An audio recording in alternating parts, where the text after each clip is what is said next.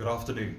My name is James Campbell. I'm Managing Director of Botswana Diamonds plc, a London AIM and Botswana Stock Exchange listed company, talking from Gaborone in Botswana at the Botswana Mining Investment Conference.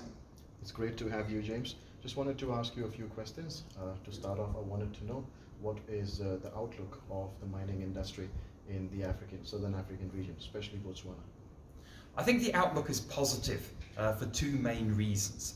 Firstly, there's a resurgence of funding coming particularly from London, Toronto and Australia, and that's typically where the funding for junior and mid-tier exploration and development companies come from.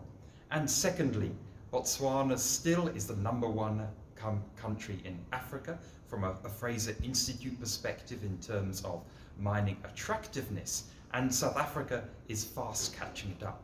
And to add to that, if we look at the region, Zimbabwe had a peaceful democratic elections fairly recently, and that again is beginning to catch up. So from a Southern African perspective in terms of the whole world and from a mining attractiveness perspective, there is significant movement to attract investors from a political risk perspective. That's great, thank you. Secondly, if you could tell me what can be done, by the region, by Botswana and the Southern African region to invite more investors or to improve the investment scenario? I think there are two main answers to that question. The first one is absolutely critical, and that's security of tenure. So once you apply for a prospecting licenses, you do your work, you make your submissions, there is an almost automatic right for a mining license. What is an important component of that, in which I think countries could do perhaps more work, is to provide quicker turnaround times, whether it's a positive or a negative response in terms of prospecting license applications. The second area is in terms of incentivization of funding. One of the main reasons why the Canadian exploration industry is so prolific is they have the flow-through share scheme, which provides significant tax incentives for investors to invest in exploration and other stocks.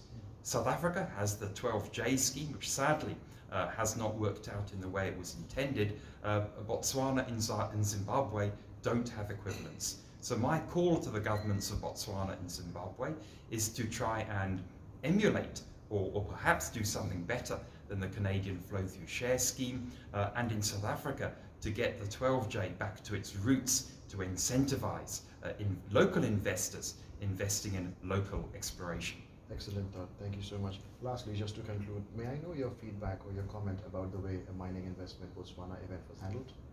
Well, the Mining Investment Conference has been a fascinating conference in terms of the interaction between financiers, government, industry and suppliers.